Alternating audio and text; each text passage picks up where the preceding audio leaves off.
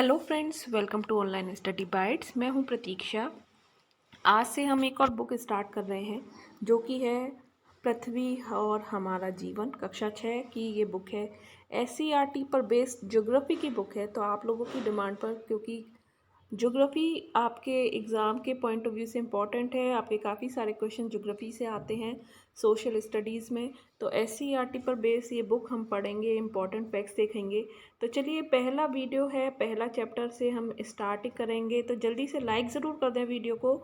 और ये जो बुक्स हैं आपको मिल जाएंगी ऑनलाइन, डाउनलोड आप कर सकते हैं। आप मेरे टेलीग्राम चैनल पर जाकर आप इस बुक को का जो पीडीएफ है वो डाउनलोड कर पाएंगे। आपको लिंक जो है डिस्क्रिप्शन में मिल जाएंगे। लिंक आप ज़रूर चेक कीजिए, डिस्क्रिप्शन आप ज़रूर चेक कीजिए और इन बुक्स का पीडीएफ ज़रूर प्राप्त कीजिए।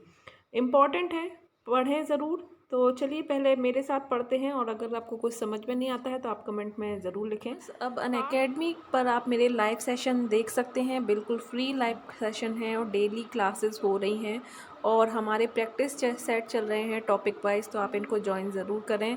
डिस्क्रिप्शन में आपको लिंक दिया है, लिंक पर जाके क्लिक करना ना भूलें जिससे कि आप एनरोल कर पाएँ। और एनरोल करने के लिए यहाँ पर एक नोटिफाई ऑप्शन आता है, जिस पर आप नोटिफाई पर क्लिक करके आप नोटिफिकेशन प्राप्त कर सकते हैं क्लास स्टार्ट होने से पहले। और आपसे क्लास ज्वाइन करने से पहले कोड पूछा जाता है, अनलॉक कोड इसको हम कहते हैं, जिसका मैं आपको लिखना है प्रतीक्षा टेट, PRATIKSHATET। प्रतीक्षा टेट लिखने से ये क्लास आपके लिए अनलॉक हो जाएगी, बिल्कुल फ्री हो जाएगी। तो आप इन क्लासेस को ज़रूर ज्वाइन करें। डिस्क्रिप्शन में लिंक पर जाकर ज़रूर चेक करें। यूपीटेट 2021 का कंप्लीट बैच कोर्स भी आप लोगों के लिए आया है। अनअकैडमी के सक्सेसफुल कोर्सेज़ के बाद एक और कोर्स आ रहा है जिसमें आपके Hindi, Sanskrit, EVS, science, social studies, CDP, English, maths सभी सब्जेक्ट को पूरी तरह से कवर करवाया जाएगा। और टॉप एजुकेटर्स जो कि सब्जेक्ट के ज्ञाता हैं वो आप लोगों को गाइड करेंगे, आप लोगों को पढ़ाएंगे। Free super marathon series for UPTET 2021 भी लेकर आया है अनअकैडमी, जिसे आप बिल्कुल ज्वाइन कर सकते हैं, बिल्कुल फ्री है। 25 मार्च से ये स्टार्ट हो रहा है और टॉप एजुकेटर्स के द्वारा यहाँ पर फ्री मैराथन सीरीज़ आपको प्रोवाइड करवाई जा रही है। Strategy sessions, theory based sessions हैं, डाउट काउंटर सेशंस हैं, क्विज सेशंस हैं। काफ़ी सारी नॉलेज आपको इन सीरीज से मिलेगी, बिल्कुल फ्री है। बस आपको अनलॉक करना है। अनलॉक में कोड में प्रतीक्षा टेट, जो कि मेरा रेफरल कोड भी है, इसको डालना ना भूलें जिससे कि आपका जो फ्री कोर्स है वो अनलॉक हो जाए। और अगर आप कभी सब्सक्रिप्शन लेते हैं तो वहाँ पर भी प्रतीक्षा टेट ज़रूर लिखें जिससे कि आपको 10% का डिस्काउंट मिल जाए। तो ये चार्जेस हैं टेट प्लस सब्सक्रिप्शन के, और बहुत ही कम चार्जेस हैं। 800 रुपये पर महीने पर आप पूरा टेट का सिलेबस पढ़ सकते हैं। 6 महीने का ये सब्सक्रिप्शन लेकर आपके जितने भी बैचेस स्टार्ट किए जाएंगे, आपके यूपी टेट के, सुपर टेट के, सभी को आप एक ही सब्सक्रिप्शन में पढ़ पाएंगे। तो ज्वाइन करना ना भूलें अनअकैडमी लर्निंग ऐप, और डिस्क्रिप्शन में आपको सारा डिटेल मिलेगा। Thank you. तो चलिए पार्ट 1 हमारा सौरमंडल स्टार्ट करते हैं। आपने देखा होगा रात में चंद्रमा और तारे चमकते हुए, दिन में सूर्य को चमकते हुए। तो पृथ्वी से आकाश में दिखाई देने वाली वे सभी आकृतियां आकाशीय पिंड या खगोलीय पिंड, जिन्हें सेलेस्टियल बॉडीज कहा जाता है। जो भी चीज़ आकाश में आपको चमकती हुई दिखाई देती है वो सभी चीज़ें खगोलीय पिंड हैं। इनमें सूर्य आ सकता है, चंद्रमा, तारे आदि शामिल होते हैं। अब आप सोचते हैं कि जो रात में हमें चांद दिखाई देता है या तारे दिखाई देते हैं वो दिन में कहाँ गायब हो जाते हैं, दिन में वो हमें नहीं दिखाई देते। तो कभी कभी प्रातः या सायंकाल में चंद्रमा हल्के रंग का क्यों दिखाई देता है? इसका कारण सूर्य अथवा चंद्रमा का तेज प्रकाश है। रात के आकाश में टिमटिमाती हुई आकृतियों में तारे और अन्य आकाशीय पिंड शामिल हैं। तारे गर्म गैसों से बने गोले हैं। इसमें स्वयं द्वारा उत्पन्न प्रकाश और ऊष्मा होती है। हमारे आकाश में अरबों तारे हैं। बहुत से तारे हमसे इतने ज़्यादा दूर हैं कि उन्हें हम बिना शक्तिशाली दूरदर्शी नहीं देख सकते। हमारा सूर्य भी क्या है, एक तारा है। तो तारे जो होते हैं उनमें स्वयं का के द्वारा उत्पन्न प्रकाश और ऊष्मा होती है, इसलिए उनको तारा कहा जाता है। सूर्य को भी एक तारा कहा जाएगा। पृथ्वी के सबसे निकट भी है सूर्य। आकाश में अनेक तारे हैं जो हमारे सूर्य से भी बड़े हैं, परंतु ये तारे चंद्रमा से भी छोटे हैं और कम प्रकाशवान दिखाई देते हैं। आप नज़दीक के किसी वृक्ष को देखें, तत्पश्चात उसी या उससे बड़े आकार के किसी दूर के वृक्ष को देखें। देखने के बाद तुलना करेंगे तो दूर का वृक्ष समान या बड़े आकार का होने पर भी हमें दूरी के कारण कैसा दिखाई देता है, छोटा दिखाई देता है। और ऐसे ही हवाई जहाज, पक्षी उड़ते हुए कैसे दिखाई देते हैं, छोटे दिखाई देते हैं। रात्रि के आकाश में हमें तारों का जो समूह द्वारा बनाई गई विभिन्न आकृतियां दिखाई देती हैं, उन्हें हम नक्षत्र मंडल कहते हैं। खगोलविदों के अनुसार आकाश में कुल 88 नक्षत्र मंडल हैं। कितने नक्षत्र मंडल हैं? 88 नक्षत्र मंडल हैं। इनमें से आसानी से पहचाने जाने वाले कुछ प्रमुख नक्षत्र मंडल हैं: ओरियन, उर्सा मेजर या अर्सा मेजर, बिग बियर कहते हैं इसे, कैनिस मेजर, ग्रेट डॉग और स्मॉल बियर। सप्तर्षि मंडल इसको कहा जाता है। प्राचीन काल से ही सप्तर्षि मंडल और ध्रुव तारे की सहायता से उत्तर दिशा का निर्धारण किया जाता रहा है। सप्तर्षि तारामंडल के दो तारे ध्रुव तारे की ओर संकेत करते हैं। आपने अपनी दादी माँ से ध्रुव तारे की कहानी ज़रूर सुनी होगी। ध्रुव तारा उत्तर दिशा में सदैव स्थिर दिखाई देता है। सौरमंडल के बारे में बात करते हैं। सौरमंडल यानी कि सूर्य, 8 ग्रह और इन ग्रहों के उपग्रह और कुछ खगोलीय पिंड जैसे क्षुद्र ग्रह, पुच्छ तारा, उल्का पिंड मिलकर सौरमंडल का निर्माण करते हैं। इससे हम सौर परिवार भी कहते हैं। और सौर परिवार का मुखिया कौन है? सूर्य है। ये क्वेश्चन कई बार आ चुका है। यह हमारे सौर मंडल के केंद्र में स्थित है। सूर्य के गुरुत्वाकर्षण बल के प्रभाव के कारण सौर परिवार के अन्य सभी सदस्य सूर्य के चारों ओर परिक्रमा करते रहते हैं। तो हम सदस्य की बात कर रहे थे और मुखिया की बात कर रहे थे, तो सबसे पहले हम सूर्य के बारे में पढ़ेंगे। सूर्य सौरमंडल के केंद्र में स्थित है। अत्यधिक गर्म गैसों से बना तारा है। इसमें मुख्य रूप से क्या है? हाइड्रोजन और हीलियम गैसें पाई जाती हैं। यह बहुत बड़ा है। हमारी पृथ्वी जैसे लगभग 13 लाख गोले इसमें समा सकते हैं। यह समूचे सौरमंडल को ऊष्मा एवं प्रकाश प्रदान करता है। सूर्य हमारी पृथ्वी से लगभग 15 करोड़ किलोमीटर दूर स्थित है। 3 लाख किलोमीटर प्रति सेकंड की चाल से सूर्य का प्रकाश कितने देर में पृथ्वी पर पहुंचता है? 8 मिनट 19 सेकंड में सूर्य से पृथ्वी तक पहुंचता है। तो कितनी सारी इंपॉर्टेंट चीज़ें हमने पढ़ी, जैसे 15 करोड़ किलोमीटर दूर है प्रकाश, 8 मिनट 19 सेकंड में सूर्य से पृथ्वी तक पहुंच रहा है। और यहाँ पर क्वेश्चन कई बार पूछे भी गए हैं। आप प्रीवियस ईयर के पेपर उठा के देखोगे तो क्वेश्चन आपको 3-4 मिल जाएंगे। तो यहाँ पर 8 ग्रह बताए गए हैं। सूर्य मुखिया है। सूर्य के बाद बुध, शुक्र, पृथ्वी, मंगल, बृहस्पति, शनि, यूरेनस और नेपच्यून यहाँ पर आपको दिए गए हैं। ग्रह के बारे में पढ़ लेते हैं क्योंकि अभी ग्रह का पिक्चर पढ़ा। ग्रह कितने हैं? हमारे सौरमंडल में 8 ग्रह हैं। सूर्य से बढ़ती दूरी के अनुसार इनका क्रम क्या है? बुध यानी कि मरकरी, शुक्र यानी कि वीनस, पृथ्वी अर्थ, मंगल मार्स, बृहस्पति जुपिटर, शनि सैटर्न और यूरेनस एंड नेपच्यून। ये 8 ग्रह हैं। ये सूर्य से बढ़ती दूरी यानी कि सूर्य से सबसे नज़दीक का ग्रह बुध है, उसके बाद शुक्र है, तीसरे नंबर पर कौन सा ग्रह है? पृथ्वी है, सबसे दूर कौन सा ग्रह स्थित है? नेपच्यून है। तो इस तरह से हमारे क्वेश्चन भी पूछ लिया जाता है, तो इसका जो क्रम है वो आपको ध्यान रखना है। तो बुध, शुक्र, पृथ्वी।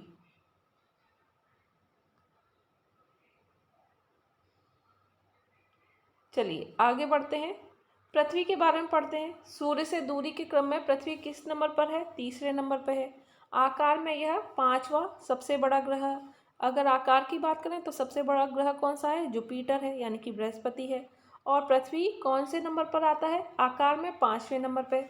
हमारी पृथ्वी लगभग गोल आकार की है। यह ध्रुवों पर थोड़ी चपटी, यहाँ जो ध्रुव होते हैं यहाँ से थोड़ी चपटी तथा मध्य में थोड़ी उभरी हुई है, इसलिए इसका आकार को जियोइड यानी कि भूआब कहा जाता है। ऐसा अनुमान लगाया जाता है कि जीवन के लिए अनुकूल परिस्थितियां संभवतः केवल पृथ्वी पर ही पाई जाती हैं, इसीलिए इसे हरित ग्रह यानी कि ग्रीन प्लैनेट भी कहा जाता है।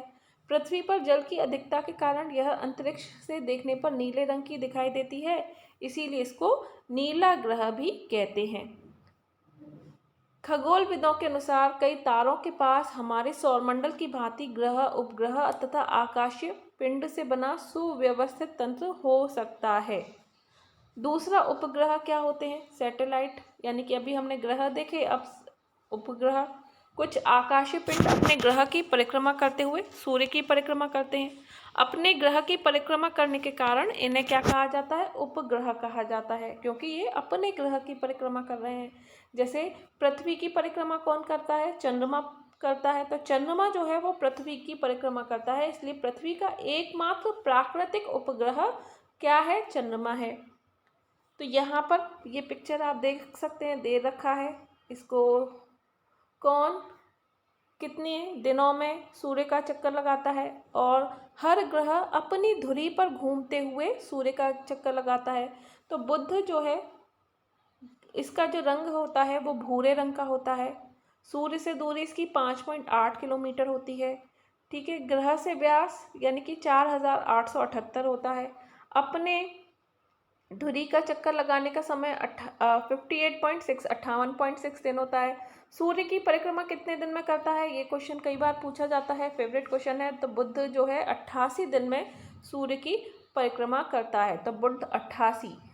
ठीक है। और उपग्रह एक भी नहीं है। शुक्र की बात करें तो शुक्र का रंग कैसा है? हल्के पीले रंग का है, और अपनी धुरी पर 243 दिन में लगाता है, और सूर्य का चक्कर 225 दिन में लगाता है। इसका भी कोई उपग्रह नहीं है। पृथ्वी की बात करें तो पृथ्वी का पता ही है, अपनी धुरी पर 24 घंटे में एक चक्कर लगाती है, और सूर्य की परिक्रमा 265.26 दिन में करती है, जिससे कि 4 साल बाद एक दिन पूरा हो जाता है, और उस साल को हम लीप ईयर कहते हैं। इसका एक ही उपग्रह है, चंद्रमा। मंगल की बात करें, लाल भूरे रंग का है, 24 घंटे 37 मिनट में एक चक्कर लगाता है। 687 दिन का एक साल होता है, यानी कि 687 दिन में सूर्य का परिक्रमा लगाता है। इसका जो उपग्रह हैं वो 2 हैं। बृहस्पति गुलाबी रंग पर सफ़ेद पट्टी जैसा दिखाई देता है। सूर्य की परिक्रमा 11.88 वर्ष में लगाता है, और 69 उपग्रह इसके हैं। और सर्वाधिक उपग्रह किस ग्रह के हैं? अगर प्रश्न आए तो आपका आंसर क्या होगा? बृहस्पति होगा। सर्वाधिक उपग्रह बृहस्पति के होते हैं। शनि के 62 उपग्रह हैं। सुनहरे पीले रंग का ये होता है। 29.46 वर्ष में ये चक्कर लगाता है। यूरेनस 84 वर्ष में चक्कर लगाता है। 27 उपग्रह हैं। नेपच्यून की बात करें तो नेपच्यून 16 घंटे में अपनी धुरी पर चक्कर लगाता है, और 164 वर्ष में सूर्य का चक्कर लगाता है, और इसके उपग्रहों की संख्या कितनी है? 14 है। तो जो मैंने क्वेश्चन बोले, एक तो बुध कितने दिन में सूर्य का चक्कर लगाता है, क्वेश्चन कई बार पूछा गया है। शुक्र कितने दिन में लगाता है, ये कई बार पूछा गया है। पृथ्वी का पूछा गया है, तो ये आप ध्यान रखें। और सर्वाधिक उपग्रह किस ग्रह के हैं, ये पूछा जाता है। तो ये कुछ क्वेश्चन आपको याद रखने हैं। अच्छा, किस ग्रह के चारों ओर वलय पाए जाते हैं, ये भी क्वेश्चन कई बार आया है। तो शनि और यूरेनस ग्रह के चारों ओर विशेष प्रकार की रिंग पाई जाती हैं। तो तब आपका आंसर दोनों ही ऑप्शन में दिए होंगे, शनि और यूरेनस, शनि और बृहस्पति, पृथ्वी और मंगल, इस तरह से ऑप्शन दिया होगा, तब सब आपका आंसर क्या होगा? शनि और यूरेनस होगा। चलिए अब चंद्रमा के बारे में पढ़ लेते हैं। हमारी पृथ्वी का एकमात्र उपग्रह क्या है? चंद्रमा है। इसका व्यास पृथ्वी के व्यास का 1/4 है। यह हमारी पृथ्वी के सर्वाधिक निकट स्थित आकाशीय पिंड है, और पृथ्वी से इसकी दूरी लगभग 3,84,000 किलोमीटर है। मोस्ट इम्पॉर्टेंट है, क्वेश्चन पूछा गया है, पृथ्वी से चंद्रमा की दूरी कितनी है? तो 3,84,000। यह सूर्य के प्रकाश से प्रकाशित होता है। चंद्रमा में अपना कोई भी प्रकाश नहीं होता, सूर्य से ये प्रकाश प्राप्त करता है। चंद्रमा के इस प्रकाश को चांदनी यानी कि मूनलाइट कहते हैं, और पृथ्वी के सर्वाधिक निकट होने के कारण यह रात्रि के आकाश में सबसे बड़ा और चमकीला दिखाई देता है। तो यहाँ देख सकते हैं चंद्रमा का पिक्चर। शुक्र और यूरेनस को छोड़कर सभी ग्रह घड़ी की सुई के विपरीत दिशा में परिभ्रमण करते हैं। इन दोनों ग्रहों की परिभ्रमण की दिशा घड़ी की सुई की दिशा में होती है। यूरेनस के उपग्रह भी उसके चारों ओर घड़ी की सुई की दिशा में परिक्रमा करते हैं। यानी कि ज़्यादातर जो ग्रह हैं वो पश्चिम से पूर्व सूर्य का चक्कर लगाते हैं, पश्चिम से पूर्व। लेकिन शुक्र और यूरेनस जो हैं, जिसे हम अरुण भी कहते हैं, ये पूर्व से पश्चिम चक्कर लगाते हैं। तो ये क्वेश्चन पूछा जाता है एग्ज़ाम में कि कौन से दो ग्रह ऐसे हैं या इनमें से कौन सा ग्रह जो है पूर्व से पश्चिम की ओर चक्कर लगाता है, यानी कि घड़ी की विपरीत दिशा में परिभ्रमण करते हैं। घड़ी किस दिशा में चलती है? पूर्व से पश्चिम चलती है, पूर्व से पश्चिम चलती है। लेकिन सभी जो ग्रह हैं यूरेनस और शुक्र को छोड़कर वो क्या कर रहे हैं? उल्टा चल रहे हैं, यानी कि पश्चिम से पूर्व की ओर जा रहे हैं। लेकिन शुक्र और यूरेनस जो है वो घड़ी की सुई के बिल्कुल उसी दिशा में चलते हैं। ठीक है, तो शुक्र और यूरेनस पूर्व से पश्चिम और बाकी ग्रह पश्चिम से पूर्व। क्षुद्र ग्रह एस्ट्रॉइड्स क्या होते हैं? मंगल और बृहस्पति की कक्षाओं के बीच असंख्य छोटे छोटे पिंड पाए जाते हैं। अब क्वेश्चन एक यहाँ से भी बन के आता है, किसकी कक्षा के बीच असंख्य छोटे छोटे पिंड पाए जाते हैं? तब आपका आंसर क्या होगा? मंगल और बृहस्पति होगा। ये भी सूर्य की परिक्रमा करते हैं। इन्हें क्या कहते हैं? क्षुद्र ग्रह कहते हैं। खगोलविदों के अनुसार क्षुद्र ग्रह ग्रहों के टुकड़े हैं जो करोड़ों वर्ष पहले विस्फोट में बिखर गए थे। उल्का पिंड क्या है? सूर्य के चारों तरफ चक्कर लगाने वाले पत्थर के छोटे छोटे टुकड़ों को उल्का पिंड कहते हैं। ये कभी कभी पृथ्वी के इतने निकट आ जाते हैं कि पृथ्वी के वायुमंडल के साथ रगड़कर जलने लगते हैं और जलकर पृथ्वी पर गिर जाते हैं। इस प्रक्रिया में चमकदार प्रकाश उत्पन्न होता है और इन्हें टूटता हुआ तारा कहा जाता है। तो पुच्छल तारा भी आपने देखा होगा, एक तारा जिसकी पीछे से पूंछ निकली हुई दिखाई देती है। पुच्छल तारा, इसे धूमकेतु भी कहते हैं। चट्टानों, बर्फ, धूल और गैस के बने आकाशीय पिंड होते हैं। अक्सर ये आकाशीय पिंड अपनी कक्षा में घूमते हुए सूर्य के पास चले जाते हैं और सूर्य के ताप के कारण इसकी गैसें धूल और बर्फ वाष्प में बदल जाती हैं और यही वाष्प मुख्य पिंड से एक लंबी सी चमकीली पूंछ के रूप में बाहर निकल जाती है। गुरुत्वाकर्षण के कारण इस तारे का सिर सूर्य की तरफ तथा पूंछ हमेशा की बाहर की तरफ होती है, जो हमेशा चमकती हुई दिखाई देती है। ठीक है, तो ये था हमारा सौरमंडल। अब इसमें कुइपर बेल्ट एक चीज़ होती है, कुइपर मेखला, जो समझ लेते हैं क्या है वो चीज़। यह नेपच्यून के पार सौरमंडल के आखिरी सिरों पर एक तश्तरी के आकार की विशाल पट्टी है। इसमें असंख्य खगोलीय पिंड उपस्थित हैं जिनमें कई बर्फ से बने हैं। धूमकेतु इसी क्षेत्र से आते हैं। खगोलविदों का अनुमान है कि यहाँ ग्रह जैसे कई बड़े आकाशीय पिंड भी हो सकते हैं और प्लूटो भी इसी मेखला में स्थित है। तो प्लूटो किस मेखला में स्थित है? कुइपर मेखला में।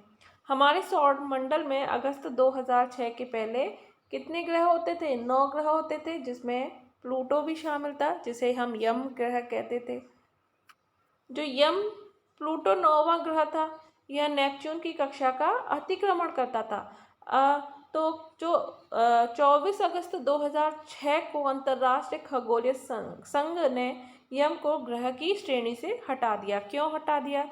तो IAU कहता है जो ग्रह किसको माना जाता है? जो ग्रह होते हैं वो किसी और ग्रह की कक्षा का जो रास्ता है वो नहीं काटते, वो अपने ही एक पथ पर सूर्य का परिक्रमा करते हैं। मान लीजिए ये हमारी पृथ्वी का एक पथ है, तो ये वो पृथ्वी जो है इसी पथ पे चलेगी।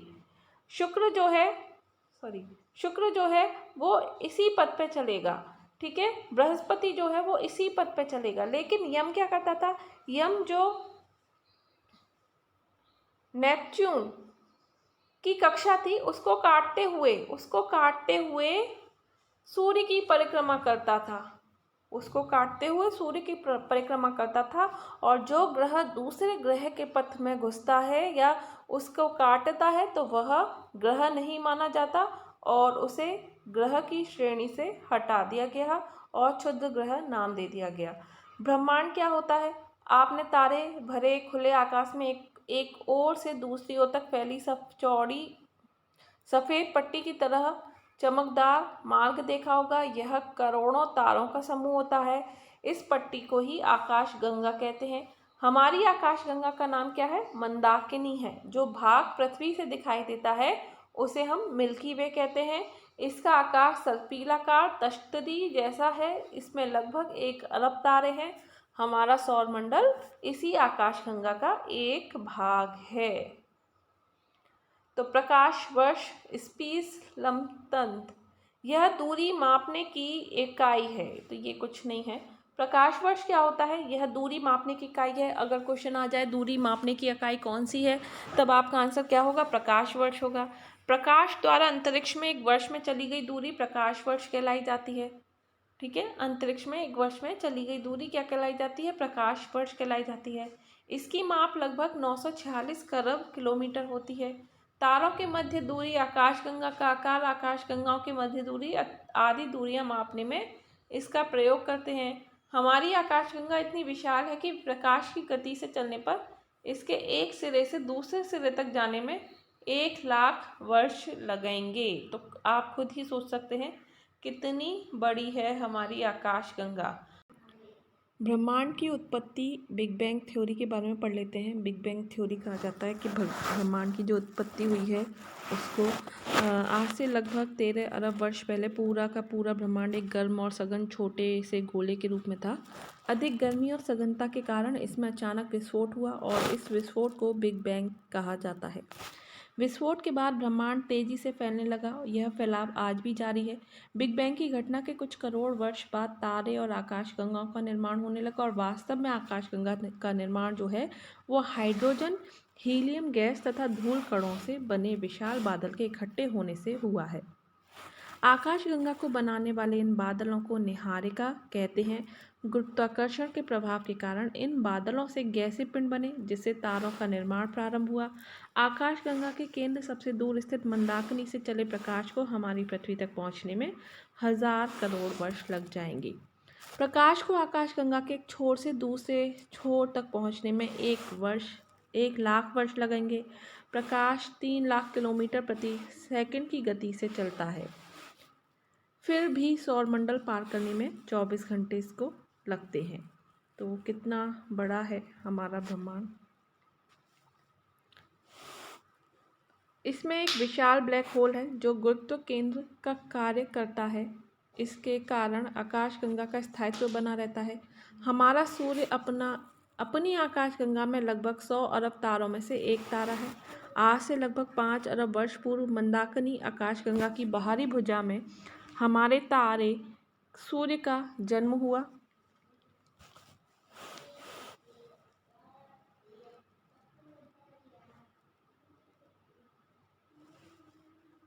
और सूर्य अपने जन्म से ही आकाशगंगा के केंद्र की परिक्रमा कर रहा है। वर्तमान में यह आकाशगंगा की बीच की भुजा में स्थित है। सूर्य की उत्पत्ति के कुछ समय बाद उसके चारों ओर छोटे छोटे आकाशीय पिंडों और गैसीय बादलों का संचयन होने लगा। इस संचयन के परिणाम स्वरूप ग्रह, उपग्रह, क्षुद्रग्रह, पुच्छल तारों आदि का निर्माण होने लगा। इस प्रकार धीरे धीरे हमारा सौरमंडल अपने वर्तमान स्वरूप को प्राप्त किया है। ब्लैक होल क्या है? ब्लैक होल एक ऐसा आकाशीय पिंड है जिसका बहुत अधिक भार अथवा द्रव्यमान अत्यंत सीमित स्थान पर एकत्र रहता है। इसका घनत्व बहुत अत्यधिक होता है। इस कारण ब्लैक होल का गुरुत्वाकर्षण बल इतना शक्तिशाली होता है कि कुछ भी इसके खिंचाव से बच नहीं सकता। यहाँ तक कि यह अपने ऊपर पड़ने वाले प्रकाश को भी अवशोषित कर लेता है और इसमें जाने वाला प्रकाश भी इसके बाहर नहीं आ पाता, इसलिए यह दिखाई भी नहीं देता। इसके स्थान पर केवल काला रंग ही दिखाई देता है। इसीलिए इसे कृष्ण बीवर या ब्लैक होल कहा जाता है।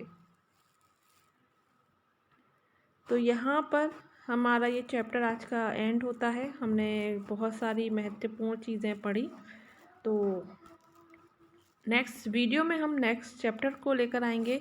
अभी के लिए इतना ही। वीडियो को लाइक करना बिल्कुल भी ना भूलें और यहाँ पर आप जोड़े बना सकते हैं, मैचिंग कर सकते हैं कि मंगल ग्रह के उपग्रहों की संख्या कितनी है, सूर्य से पृथ्वी की दूरी कितनी है, सर्वाधिक उपग्रह वाला ग्रह कौन सा है, शून्य उपग्रह वाला ग्रह कौन सा है और दूरी का मापक क्या है।